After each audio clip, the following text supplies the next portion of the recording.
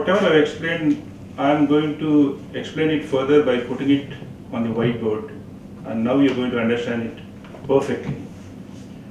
So you see, we have this T-shaped curve. Here we write as liabilities. In simple form, liabilities are nothing but the sources of funds.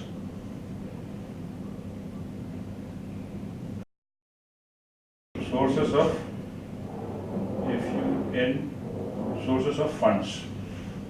This side is called as assets. This is nothing but the uses of funds. So you see, instead of liabilities and assets, this terminology is very simple. What are the sources of funds and what are the uses of funds? Let us start with the uses of funds, or what is called as assets. I have a house which is costing around 3 lakhs. I have a car which is costing around 2 lakhs. I have some furniture in my house which is costing around 1 lakh. And then I have the bank balance, or you can call it as, you can call it as cash. I have around 50,000. So what is the total we have? 3 plus 2, 5, 6 lakhs 50,000. These are my assets.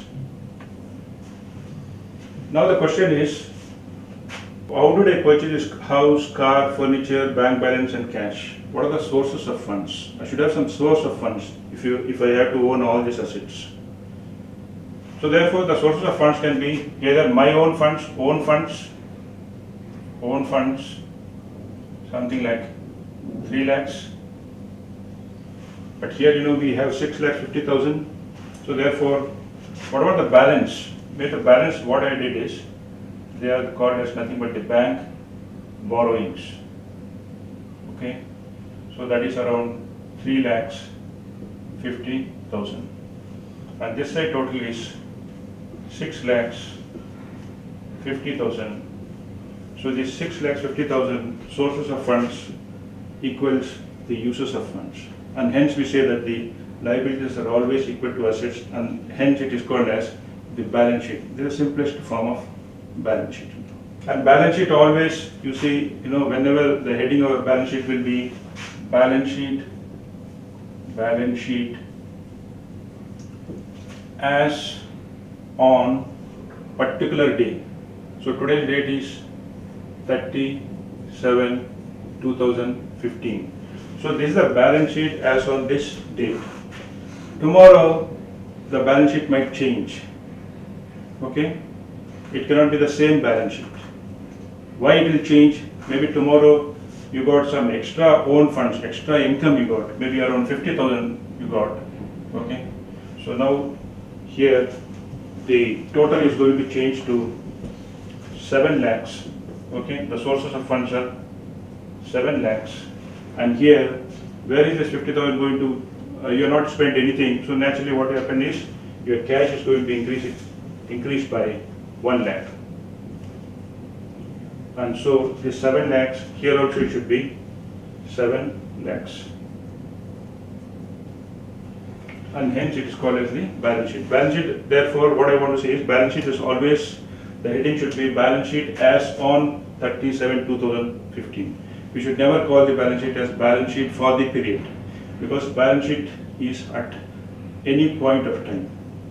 So this, therefore, the balance sheet reflects the worth of an individual.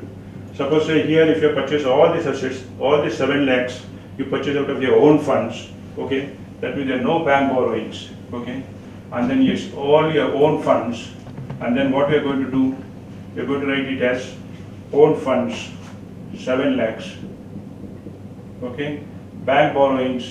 Okay, bank borrowings is going to be 0.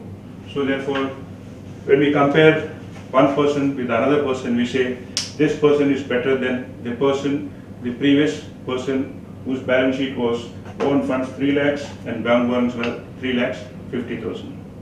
So that's why whenever you go for a loan to your bank, the bank is going to ask you your worth. That means bank is asking you what's your balance sheet. Similarly, when a company goes for borrowings, the bank is going to ask you to submit the financial statement. The financial statements are nothing but the balance sheet and profit and loss account. This is all about balance sheet. This presentation is brought by eduzon.in in the interest of students. Our mission is to educate, empower, clarify your doubts and evaluate. For more details, visit us at eduzon.in or contact 903 207 1100.